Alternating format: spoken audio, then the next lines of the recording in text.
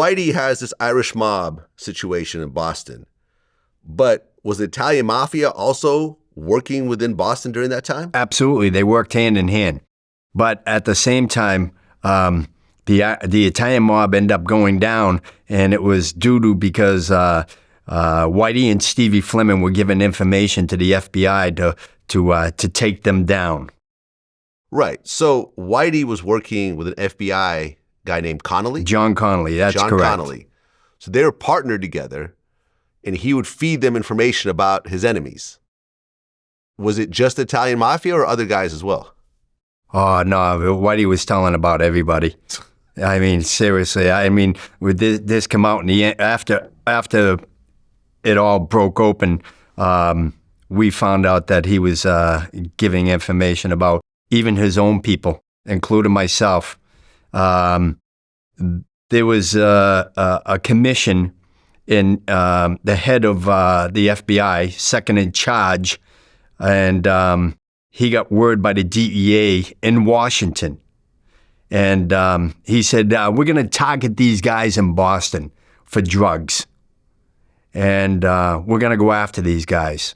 So the second in charge of the FBI says, oh, okay.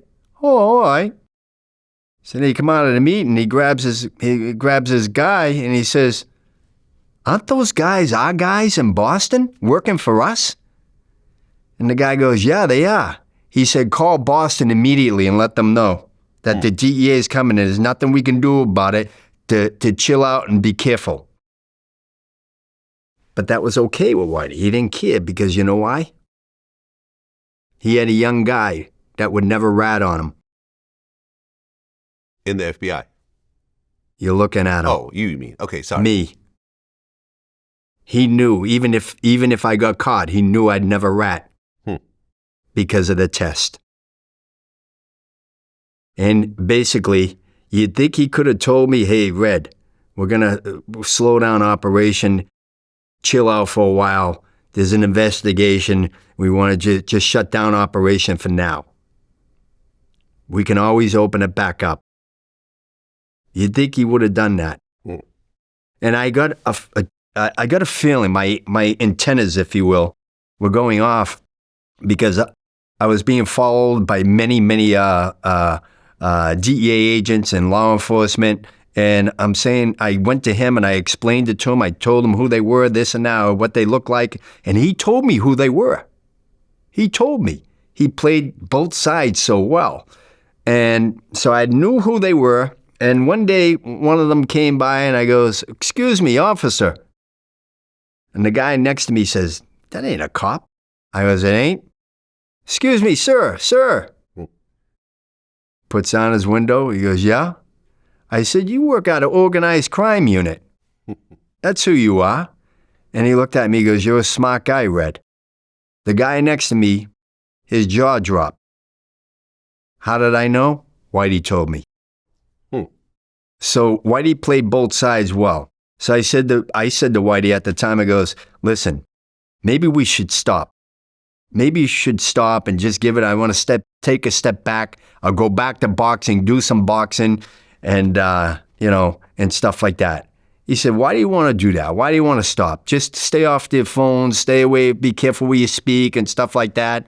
And my antennas at that time were like, this doesn't make sense to me, but, I was a young guy and I'm going to listen to him, right?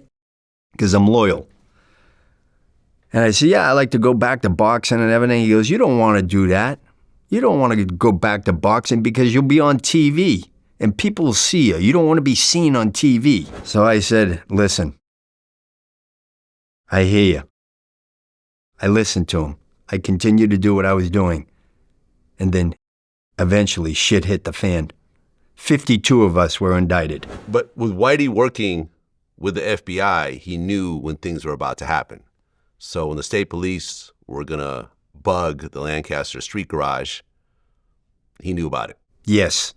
He knew that his car was bugged. Yes. He knew everything before it happened because the FBI would tell him. And they actually found the bug with the bug detector device. Right. At one point, he became a partner in a winning lottery ticket. That is correct. That's crazy. Yeah, it was a guy who's deceased now. They're both deceased. The guy worked for Whitey. He was one of Whitey's guys. Linsky, Pat Linsky. And his brother, he gave a ticket to his brother for a present, a gift. And the brother ended up hitting a mass lottery for millions of dollars. So Whitey went to Pat and he says, I want that ticket. That way he could launder the money. He could show money and launder money. Okay. I know he got the ticket, and I can guarantee you the money that he gave him for that ticket wasn't what they really got. Right. It was, you take this money and give me that ticket, otherwise you won't have a ticket, you won't be getting anything.